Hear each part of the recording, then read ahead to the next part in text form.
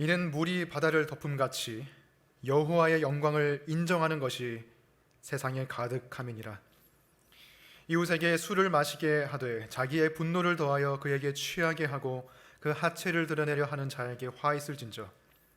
내게 영광이 아니요 수치가 가득한즉 너도 마시고 너의 할례 받지 아니한 것을 드러내라. 여호와의 오른손의 잔이 내게로 돌아올 것이라. 더러운 욕이 내 영광을 가리리라. 이는 내가 레바논의 강포를 흥한 것과 짐승을 죽인 것 곧 사람의 피를 흘리며 땅과 성읍과 그 안의 모든 주민에게 강포를 행한 것이 내게로 돌아오리라. 새긴 우상은 그 새겨 만든 자에게 무엇이 유익하겠느냐? 부어 만든 우상은 거짓 스승이라. 만든 자가 이 말하지 못하는 우상을 의지하니 무엇이 유익하겠느냐? 나무에게 깨라 하며 말하지 못하는 돌에게 일어나라 하는 자에게 화 있을진저. 그것이 교훈을 베풀겠느냐?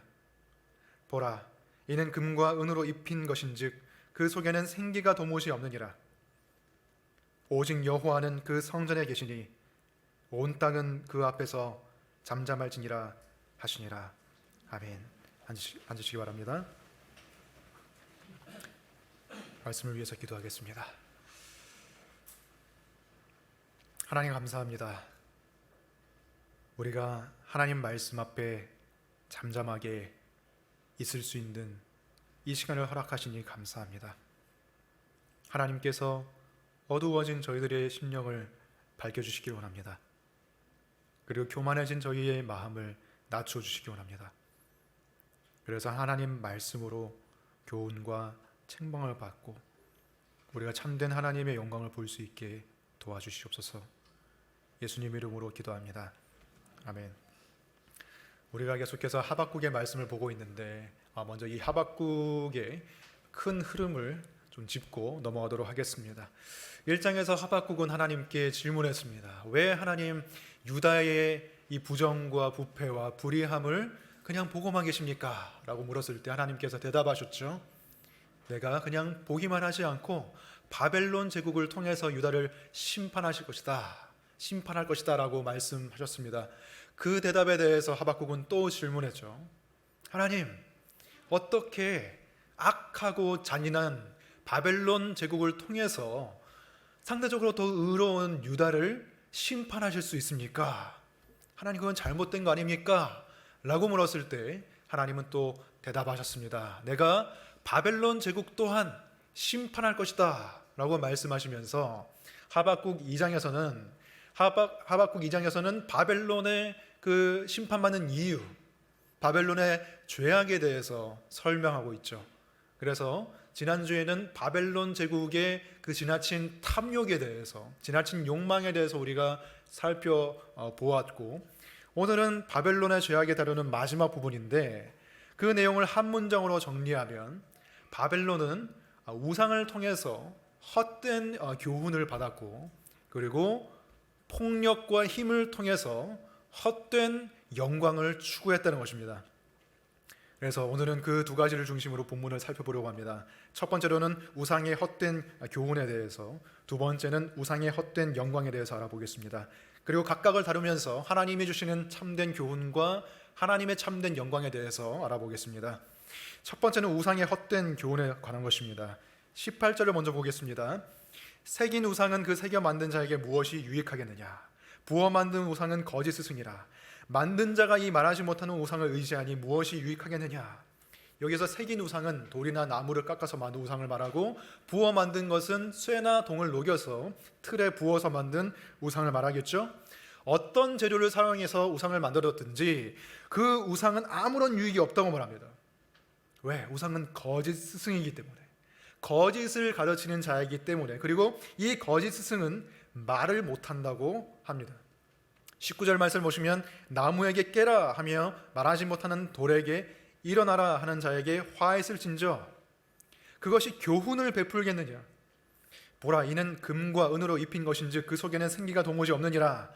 말 못하는 우상에게 아무리 그 앞에서 깨라, 일어나라 한들 우상은 아무 대답도 주지 못하고 묵묵부답일 뿐이라는 것입니다. 그리고 교훈을 베풀 수가 없고 거짓을 가르칠 뿐이다 라고 말합니다.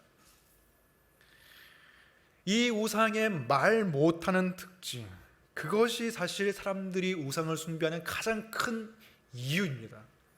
사람들은 우상이 어떤 교훈을 주는 것을 원하지 않아요. 우리에게 대답해 주기를 원하지 않습니다. 우상에게 단순히 복을 원할 뿐입니다. 권력과 부유함과 안락함과 행복함과 즐거움과 그런 복을 원할 뿐이지, 우상이 나의 욕망에 대해서 그것은 잘못됐다고 말하는 그 교훈을 듣기는 싫어하는 것이죠. 오히려 신의 이름으로 욕망을 승인해 줄 그것을 원하고 있는 것이죠. 그래서 우상은 거짓 스승입니다. 세상의 영광을 탐하는 우리의 욕망에 대해서 아무런 문제가 없다고 거짓말하는 것이죠. 그래서 결국 우상을 숭배하는 사람들은 자신이 듣고 싶은 것만 듣는 것입니다. 무엇이 진정 옳은 길인지 분별하지 못하는 것이죠.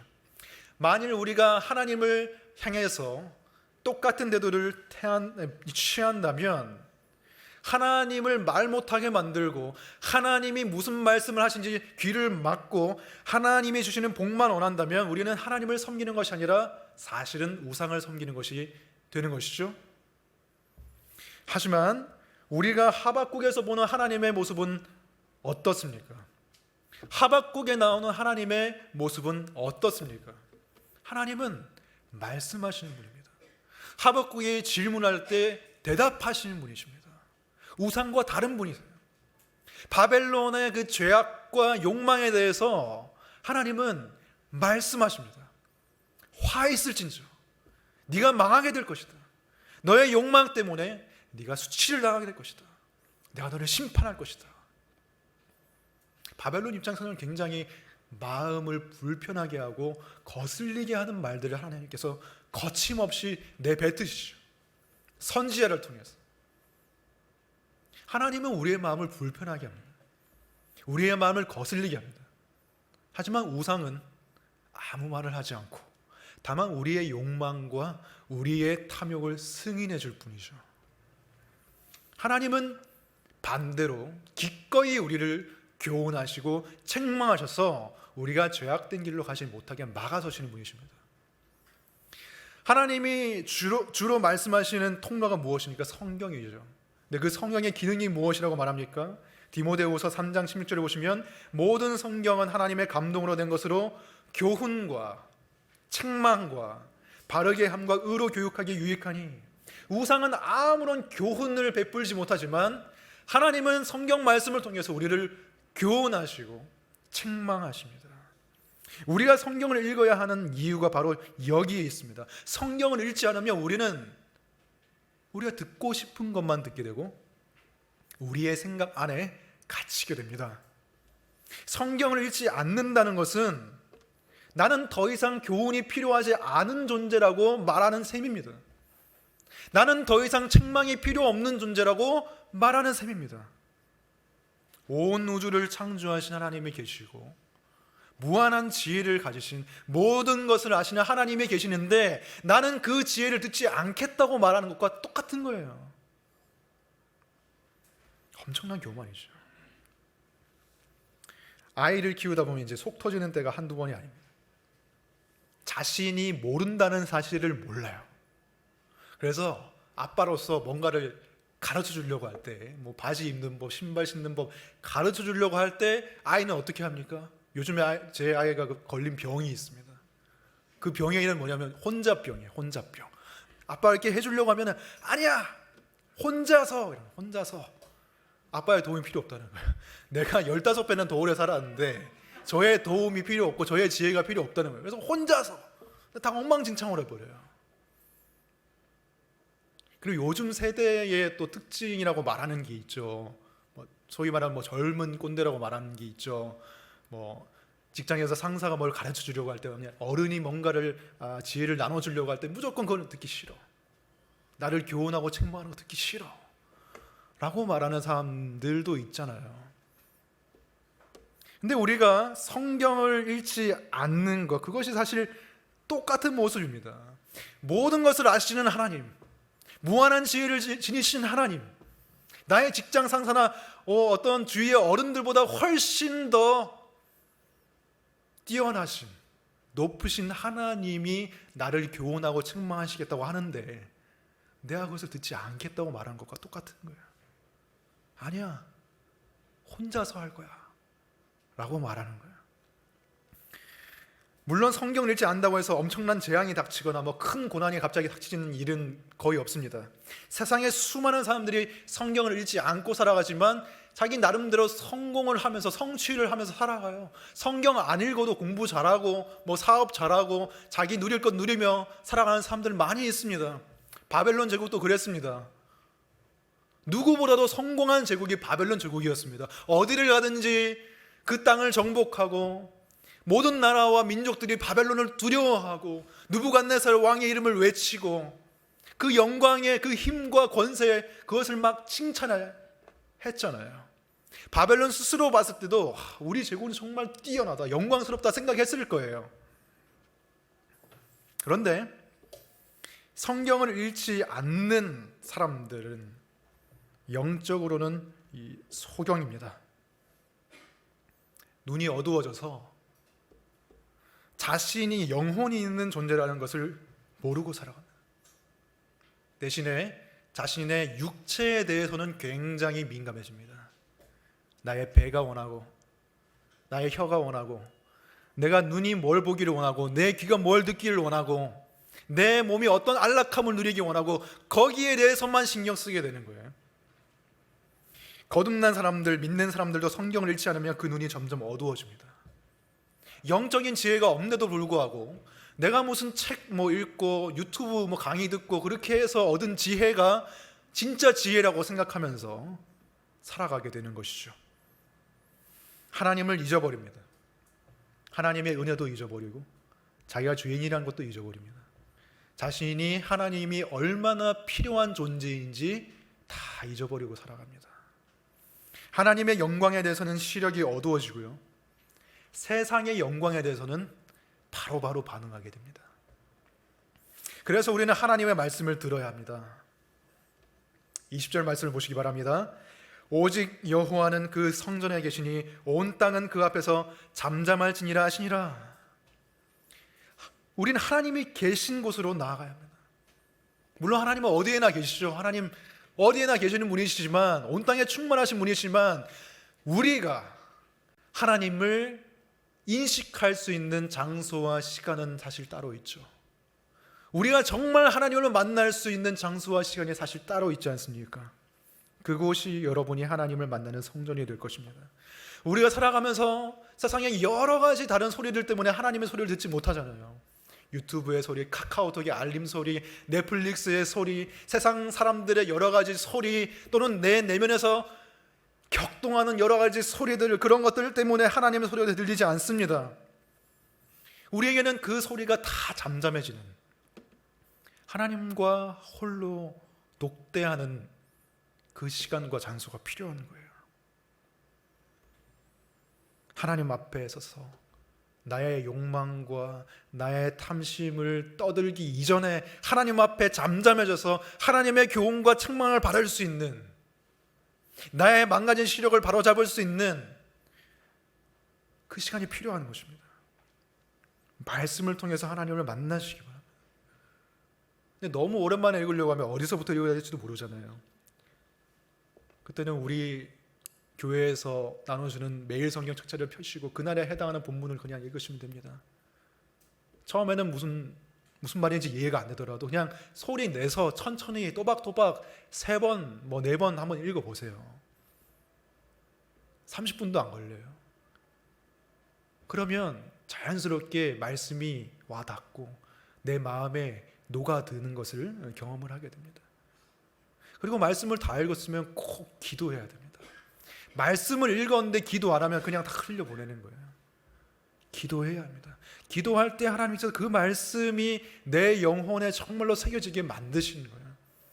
하나님의 말씀을 읽는 것과 기도하는 것은 분리된 것이 아닙니다. 말씀을 읽고 말씀이 내 삶 가운데 이루어지도록 기도하는 것, 그게 진짜 참된 기도인 거예요.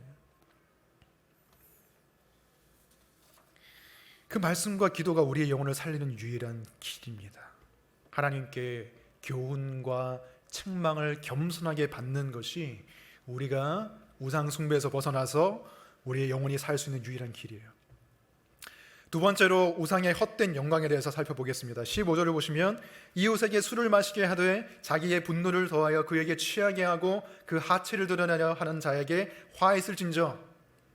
바벨론의 죄악 중 하나는 다른 민족을 포로로 삼아서 술 취하게 만들고 그 하체를 드러냈다는 것입니다. 이것은 성적인 폭력을 암시하는 말입니다. 단순히 영토 확장을 위해서만 전쟁한 게 아니라 자기의 분노를 더해서 술을 취하게 만들고 자신의 즐거움을 위해서 상대방을 성적인 놀이개로 만들고 수치심을 주고 인간 이하로 대했다는 것입니다. 또는 15절의 말씀을 다르게 해석할 수 있는데 이것은 바벨론 제국의 폭력과 무자비한 약탈에 대한 상징적인 표현으로 볼 수가 있습니다. 사람이 술에 취하면 무방비 상태가 되는 것처럼 바벨론의 공격을 받는 사람들은 무방비 상태가 되고 술 취한 사람을 발가벗겨서 그 모든 것을 빼앗아 가듯이 바벨론이 한 나라를 침략해서 그 나라를 발가벗기듯이 모든 것을 약탈해가는 그 모습을 표현하는 것일 수 있습니다. 17절을 보면 그 내용이 있죠. 이는 내가 레바논에 강포를 행한 것과 짐승을 죽인 것 곧 사람의 피를 흘리며 땅의 성읍과 그 안의 모든 주민에게 강포를 행한 것이 내게로 돌아오리라. 바벨론이 레바논을 침략할 때에도 이렇게 했다는 것입니다. 레바논이 마치 술 취한 사람처럼 무방비 상태가 되어서 일방적인 폭력을 당하고 수치를 당하고 모든 자원이 약탈당했다는 것이죠. 전쟁을 하면서 많은 짐승들을 죽이는 것이죠. 왜냐하면 식량이 필요하니까. 그리고 수많은 사람들을 불필요한 피를 많이 흘렸다는 것입니다. 그래서 레바논이 무자비하게 약탈당하고 파괴됐다는 것이죠. 그렇게 바벨론의 제국은 다른 민족과 나라에게 수치를 안기는 방식으로, 파괴하는 방식으로 자신은 영광을 취한다고 생각했습니다. 가는 곳마다 전쟁에서 승리하고 마치 세계를 다 제패하는 것처럼 보이니까 얼마나 스스로 영광스럽게 느껴지겠어요? 하지만 오늘 말씀에서 하나님께서는 그 영광이 오래가지 않을 것이고 결국에는 바벨론이 수치가 가득하게 될 것이다 라고 말합니다. 16절을 보시면 내게 영광이 아니요 수치가 가득한즉 너도 마시고 너의 할례 받지 아니한 것을 드러내라. 여호와의 오른손의 잔이 내게로 돌아올 것이라. 더러운 욕이 내 영광을 가리리라. 하나님은 바벨론이 행한 잘못을 그대로 갚아주시겠다고 말합니다. 바벨론이 다른 민족들의 하체를 드러냈듯이 하나님은 바벨론의 할례 받지 않은 것, 즉 하체를 드러내시고 그들에게 수치를 안겨주실 것이라고 말하죠. 그리고 바벨론이 다른 민족들을 술 취하게 한 것처럼 하나님께서 그 진노의 술잔을, 자신의 분노가 가득 담긴 그 진노의 술잔을 바벨론에게 돌아가게 할 것이다 라고 말씀하십니다. 이 16절을 잘 보시면 같은 내용이 처음과 끝을 장식하고 있다는 것을 우리가 볼 수가 있는데, 처음에는 영광이 아니라 수치가 가득하게 될 것이다 라고 되어 있고, 끝부분에는 더러운 욕이 너의 영광을 가리게 될 것이다 라고 되어 있습니다. 즉 바벨론이 자신에게 영광을 줄 거라고 생각했던 바로 그것 때문에 수치를 당하게 될 거라는 말입니다. 내가 이렇게 하면 또는 이것을 손에 넣으면 내가 영광스럽게 될 것이고 내가 높임 받을 거라고 생각했던 바로 그것 때문에 오히려 수치를 당하게 될 거다라는 말입니다. 바벨론이 영광을 취하는 수단은 자신들의 힘과 폭력이었습니다. 그런데 바벨론은 단순히 그 힘과 폭력을 전쟁을 수행하는 수단으로만 삼은 것이 아니라 그 힘과 폭력을 신격화하고 그것을 예배하고 숭배했습니다.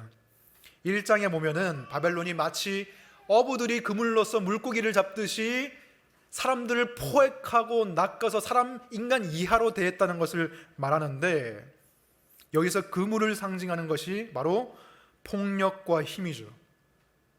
그래서 하박국 1장 16절을 보면 그들은 그물에 제사하며 투망 앞에 분향했다라고 나옵니다.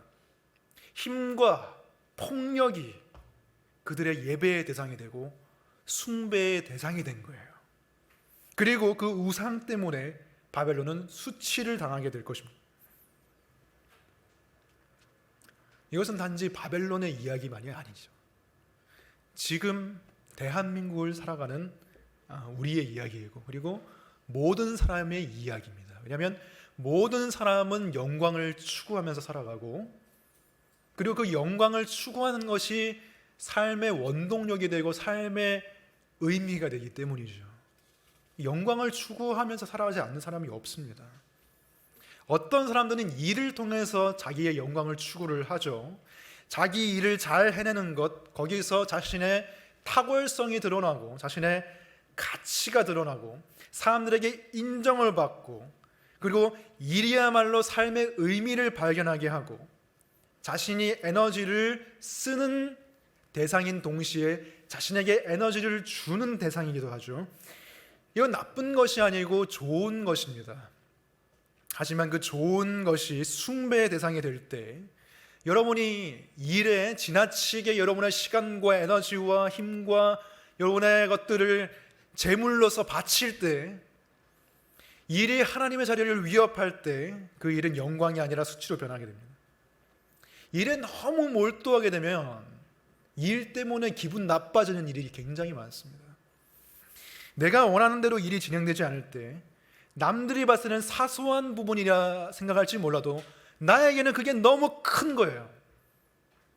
그게 조금만 빗나가도 나는 너무 화가 나는 것입니다.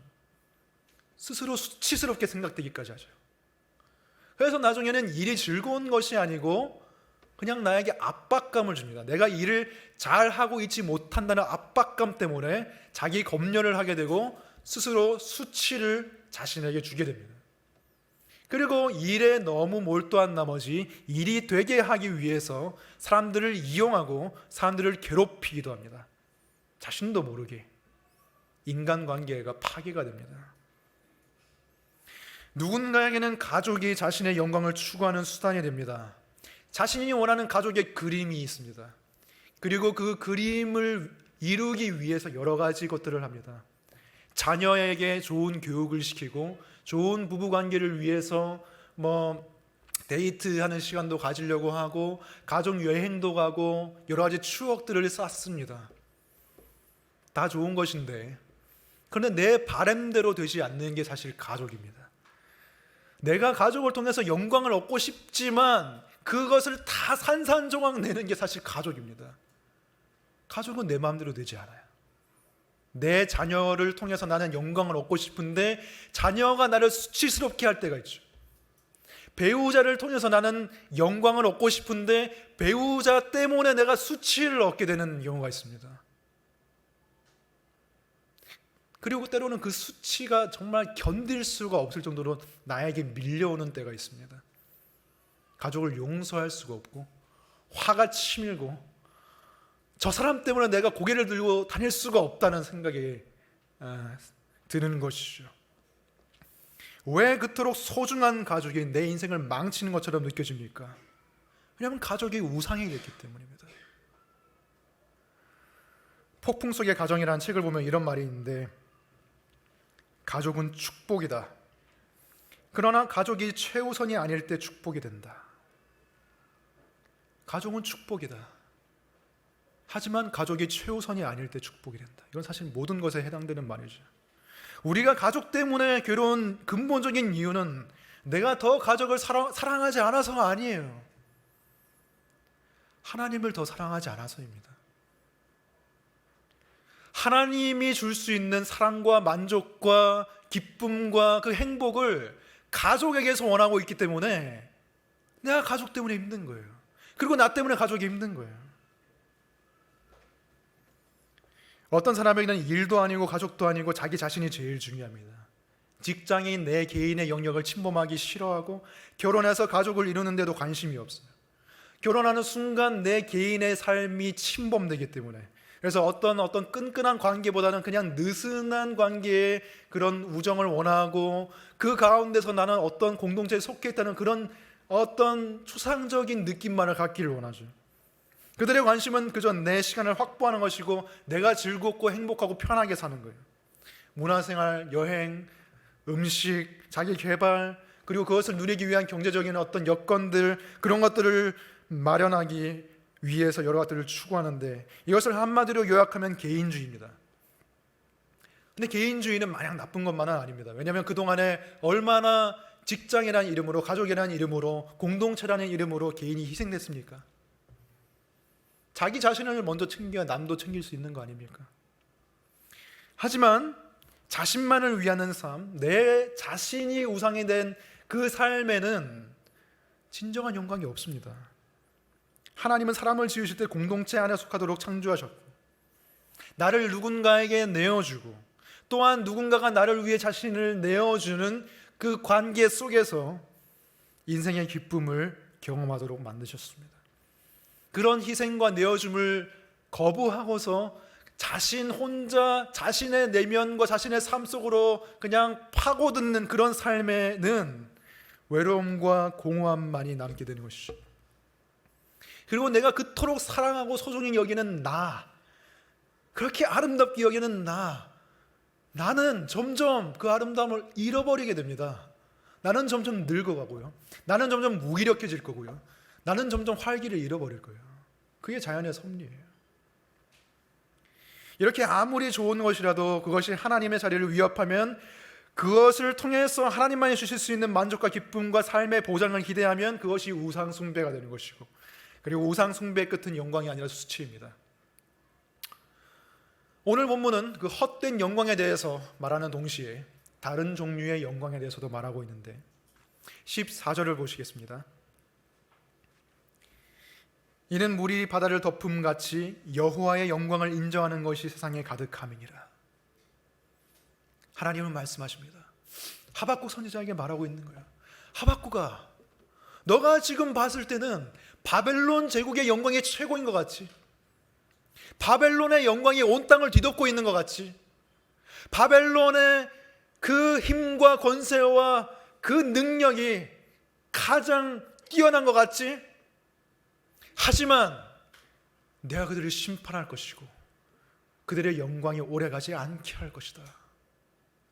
그들의 영광은 언제가 끝이 날 것이고 여호와의 영광만이 물이 바다를 덮음같이 온 땅을 덮을 것이다 라고 하나님 말씀하신 것이에요. 세상의 영광은 끝이 날 거라는 것입니다. 그래서 우리가 추구해야 할 궁극적인 영광은 하나님의 영광이에요. 하나님의 영광을 추구해야만 그 끝에 수치가 없다는 것입니다.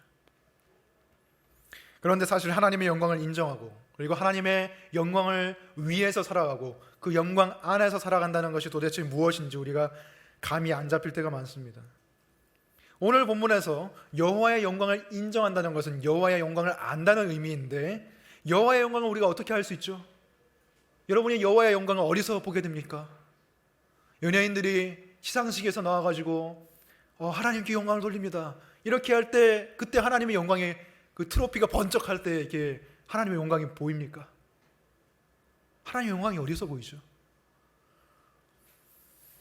고린도후서 4장 6절을 보겠습니다. 어두운 데에 빛이 빛이라 말씀하셨던 그 하나님께서 예수 그리스도의 얼굴에 있는 하나님의 영광을 아는 빛을 우리의 마음에 비추셨느니라. 여기에서도 하나님의 영광을 아는 것에 대해서 나오죠. 하박국 말씀에서 말한 것처럼. 그런데 그 영광을 아는 빛이 어디에 있다고 말합니까? 바로 예수 그리스도의 얼굴입니다. 우리가 예수 그리스도의 얼굴을 바라볼 때 그때 진짜 찬란한 하나님의 영광을 우리가 볼 수 있다는 거예요. 그러면 예수님께서 어떤 모습으로 살아가셨는지 우리가 생각해 봅시다. 예수님께서 살아가신 방식을 보면은 바벨론의 방식과는 완전히 반대라는 것을 우리가 알 수가 있습니다. 바벨론의 방식은 무엇이었죠? 폭력을 통해서 다른 사람을 파괴하고 이용하고 다른 사람에게 수치를 주면서 자신은 영광을 취하는 방식이 바벨론의 방식이죠. 그리고 그것이 세상의 방식입니다. 그런데 예수님의 방식은 무엇입니까? 오히려 자신이 폭력을 당하시고 자신이 파괴당하시고 자신이 수치를 입으시는 자리에 가신 것이 예수 그리스도의 방식입니다. 로마 제국에 의해서 예수 그리스도는 죽임당하셨습니다. 요한계시록을 보면 로마 제국을 바벨론이라고 부르죠. 로마 제국은 제2의 바벨론이었습니다. 많은 사람들을 파괴하고 수치를 줬습니다. 근데 가장 수치를 당하신 분이 예수님입니다. 사실 세상적으로 보면은 바벨론이나 로마가 훨씬 더 영광스럽죠. 가는 곳마다 승리하고 광대한 영토를 손에 넣었고 엄청난 권세를 떨치게 됐잖아요. 근데 십자가는 어떻습니까? 십자가를 볼 때 여러분이 영광스러움이 느껴지십니까? 피투성이가 된 예수님의 그 몸과 그 일그러진 예수 그리스도의 얼굴에서 여러분이 하나님의 영광을 정말로 봅니까?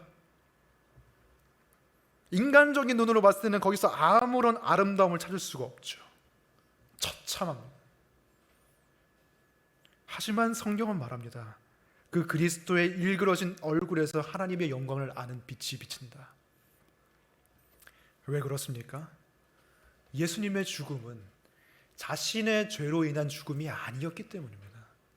예수님의 죽음은 죄인들을 대신해서 죽으신 죽음이고 그 높으신 하나님께서 가장 낮아지셔서 하늘의 영광을 버리시고 이 땅 가운데 오셔서 가장 낮은 자가 되셔서 우리와 같은 죄인을 대신해서 죽으신 죽음이기 때문에 바벨론을 향해서 하나님 말씀하셨죠. 나의 진노의 잔을 너에게 줄 것이다. 모든 죄인들이 그 진노의 잔을 받아야 합니다. 근데 예수 그리스도께서 진노의 잔을 대신 받으셨잖아요. 아버지여, 이 잔을 나에게서 지나가게 하시옵소서. 하지만 아버지 원대로 없소서. 예수님이 그 진노의 잔을 마셨습니다. 우리가 받아야 할 그 진노의 잔을 예수님이 받으셨어요. 왜? 하나님이 우리를 사랑하시기 때문에. 하나님이 우리를 사랑하시기 때문이에요. 우리는 하박국서에서 하나님의 놀라운 영광을 보는데 그 영광은 바벨론 제국이라는 그 큰 제국을 한순간에 멸망시키는 하나님의 위대하심이었습니다.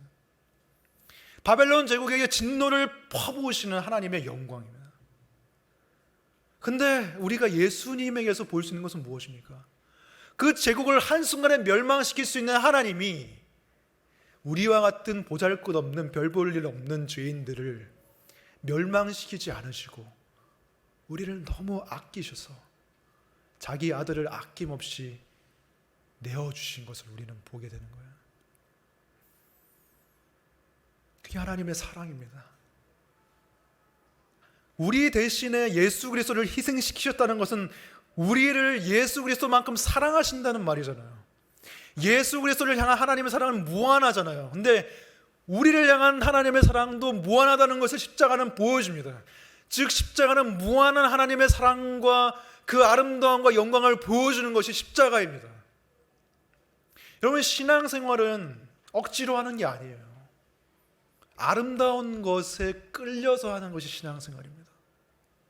성경에서 영광이라는 말은 아름다움이라는 의미를 포함하고 있는 거예요. 여러분이 십자가를 볼 때 하나님의 아름다움을 볼 수 있어야만 여러분의 십자가를 자원해서 따라갈 수가 있습니다. 바벨론보다 십자가가 더 아름답게 보여야만 여러분은 자기 십자가를 지고 따라갈 수 있는 사람이 되는 거예요. 그 십자가가 아름답게 보이는 눈을 가지는 게 거듭나는 거예요. 이 십자가의 참된 영광은 우리에게 새로운 삶의 방식을 알려줍니다. 우리에게 낮아질 수 있는 용기와 그리고 실패를 견딜 수 있는 여유에 대해서 알려줍니다. 왜냐하면 우리가 이 세상에서 경험하는 모든 수치, 모욕, 실패, 그것을 다 가리고도 남을 하나님의 영광이 우리에게 있기 때문이죠. 16절의 끝부분을 보시면 하나님께서 바벨론에게 더러운 욕이 내 영광을 가리라고 말씀하십니다. 근데 우리에게는 그 말씀이 정반대로 적용이 돼요. 우리에게는 우리의 더러운 욕이 하나님의 영광 때문에 가려집니다. 우리가 받는 모든 수치와 패배감과 사람들에게 인정받지 못함과 모욕과 그 모든 것이 하나님의 영광에 의해서 가려지는 것을 우리는 경험하게 되는 거예요. 여러분이 공부를 못해도, 여러분이 사업에 실패하거나 직장에서 잘리거나 결혼에 실패하거나 여러분이 외롭게 살거나 어떻게 되든 간에, 여러분의 가족이 여러분을 실망시키던 간에, 여러분이 원하는 만큼의 영광을 여러분이 얻지 못한다 할지라도 하나님의 영광이 나의 그 모든 공허한 마음을 채우는 거예요. 하나님의 무한한 사랑을 받는 하나님의 자녀가 되었다는 그 사실보다 영광스러운 게 더 있습니까? 여러분이 열심히 노력해서 얻을 수 있는 어떤 자리보다 하나님의 자녀가 되는 것이 더 영광스럽지 않습니까? 만일 이것이 와닿지 않는다면 여러분은 여전히 복음을 믿지 않는 것입니다. 실제로는 여러분 입으로는 복음을 믿는다고 말하지만 실제 정말 삶에서는 믿지 않는 거예요. 실제 삶에서 더 믿는 것은 세상의 목소리를 더 믿는 거예요. 너가 세상에서 영광을 얻지 못하면 너는 실패한 사람이고 가치가 없는 사람이라는 세상의 그 목소리를 나는 더 믿고 있는 거예요. 하지만 복음은 무엇입니까? 내가 아무것도 가진 게 없다 할지라도 하나님은 그리스도 예수 안에서 나를 가장 아름다운 사람으로 본다는 거예요. 여러분 무엇을 더 믿고 있습니까? 이 설교를 준비하면서 저도 생각해 봤습니다. 내가 완전히 실패하고 수치당하고 그런 상태가 됐을 때 나는 하나님의 사랑만으로 만족할 수 있을까? 나는 하나님 한 분만으로 만족한다고 말할 수 있을까? 내가 여기 교회에서 잘리거나 아니면은 여러 가지 가난에 처하거나 사람들이 나를 다 배반하거나 아니면 나의 정말 수치스러운 일이 다 드러나서 사람들이 나를 손가락질하거나 그런 상황이 돼도 나는 하나님 한 분만으로 만족할 수 있을까? 네, 이런 생각이 들었어요. 내가 모든 것을 잃어버린 후에 그때 오히려 하나님이 더 잘 보이지 않을까? 왜냐하면 내가 더는 가진 게 없잖아요. 내가 가진 게 하나님밖에 없잖아요. 내가 가진 게 하나님밖에 없기 때문에 내가 더 하나님을 더 잘 볼 수 있지 않을까? 그리고 하나님은 내가 그것밖에 안 되는 인간인 거 다 아시면서도 나를 구원하시고 나를 대신해서 아들을 주신 분이시죠. 내가 무슨 수치를 겪던 간에, 내가 어떤 모욕을 겪던 간에 예수님이 당한 수치보다 더 큽니까? 나는 그냥 인간들 사이에서 수치당했을 뿐이에요. 같은 인간으로서. 근데 예수님은 창조주의인데 피조물에게 수치당하시고 죽임당하셨잖아요. 내가 겪는 수치가 그 수치와 비교가 될 수 있습니까? 근데 예수님이 그 수치를 당하셔서 자신이 받을 영광을 우리에게 주셨잖아요. 하나님의 아들이라는, 딸이라는 그 영광스러운 신분을 우리에게 주셨지 않습니까? 그래서 이 복음 때문에 우리는 고난을 이길 수 있는 거예요. 믿는 사람이나 믿지 않는 사람이나 다 고난 당합니다. 우리가 고난이라고 말하는 것의 정의가 무엇입니까? 세상의 영광을 충분히 갖지 못하는 게 고난이잖아요. 그 고난을 당할 때 우리 그리스도인들은 그 고난을 이길 수 있는 어마어마한 자원을 가지고 있습니다. 그 고난을 어떻게 통과하고 지나가느냐에 따라서 우리가 하나님의 영광을 나타낼 수도 있고 나타내지 못할 수도 있는 거예요. 때때로 우리는 크리스천으로 살아가면서 우리가 하나님의 영광을 어떻게 나타내야 할까? 우리가 세상에서 잘 나가고 성공해야 하나님의 영광 받지 않을까? 라고 생각하는데 물론 그것도 가능하죠. 하지만 가능하긴 한데 진짜 어려운 일입니다. 왜냐하면 세상에서 잘 나가려면 세상의 방식에 순응할 수밖에 없고 타협해야 될 수밖에 없는 상황이 많이 찾아오잖아요. 근데 그 모든 타협과 순응의 끝에 내가 성공했다 할지라도 그 성공을 하나님께 영광을 돌립니다 라고 말하면 하나님이 그 영광을 받으실까요? 그보다도 하나님께 영광이 되는 게 무엇이냐? 우리가 살아가면서 실패하고 우리가 살아가면서 수치를 겪고 우리가 낮아져도 고난당해도 하나님을 떠나지 않을 때, 다 잃어버려도 하나님을 붙들 때, 그때 하나님이 영광 받으시는 거예요. 왜냐하면 내가 세상에서 잃어버리고 내가 가지지 못한 그 어떤 것보다 하나님이 더 귀중하신 분인 것을 내가 그때 나타내고 있는 것입니다. 그게 진짜 하나님께 영광이 되는 거예요. 그때 사람들은 우리의 모습을 보고서 뭔가 더 있다는 것을 알게 되는 거예요. 잘 되고 성공할 때 하나님께 영광 돌리는 거 다 할 수 있는, 누구나 할 수 있는 거예요. 하지만 실패할 때도 하나님을 떠나지 않는 것은 세상에 눈에 보이는 영광보다 눈에 보이지 않는 하나님의 영광이 더 크다는 것을 우리가 보여주는 것이죠. 초대교회의 가장 중요한 전도의 통로가 무엇이었습니까? 어떻게 박해받는 한 어떤 유대교의 종파였던 그 기독교가 로마 제국 전역에 퍼지는 그 국교가 될 수 있습니까? 무엇 때문에 그렇게 됐죠? 기독교인들이 성공해가지고, 기독교인이 높은 자리에 올라가가지고, 아니면 부자가 돼서, 그래서 로마의 국교가 됐나요? 아니에요.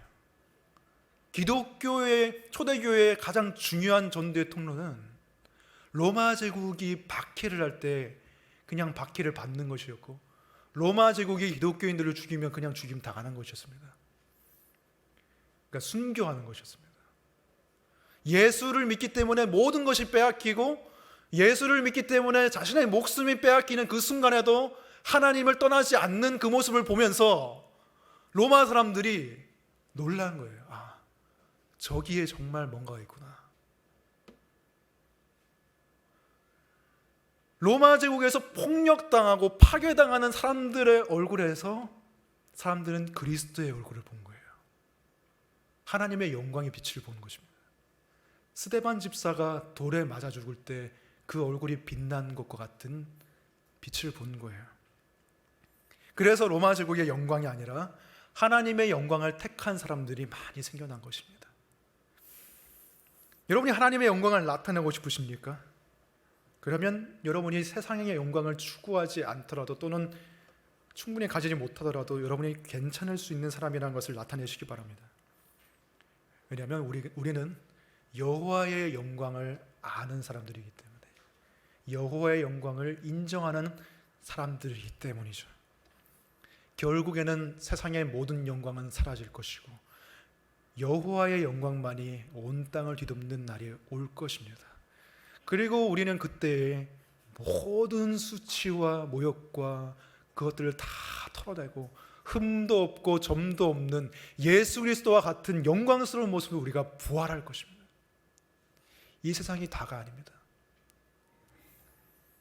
그리고 우리가 그 영광을 인식할 수 있는 통로는 하나님의 말씀이에요.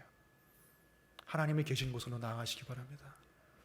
여러분이 하나님을 만날 수 있는 곳으로 나아가야 합니다. 거기서 세상 영광에 대한 잘못된 시각을 교정받고 교훈과 책망을 받고 하나님의 영광이 가장 아름답다는 것을 우리가 깨달을 수 있어야 됩니다. 그것만이 우리가 이 세상에서 승리할 수 있는 유일한 길입니다. 기도하겠습니다. 하나님 아버지, 우리의 눈을 열어주셔서 우리가 세상의 아름다움보다 십자가가 더 아름답다는 것을 우리가 볼 수 있기를 원합니다. 주님, 우리의 눈을 열어주시기 원합니다. 우리가 참된 영광을 볼 수 있기를 원합니다. 세상의 헛된 영광, 많은 것들에 우리의 눈이 가려져서 정말 우리는 예수 그리스도의 영광을 보지 못하고 있습니다.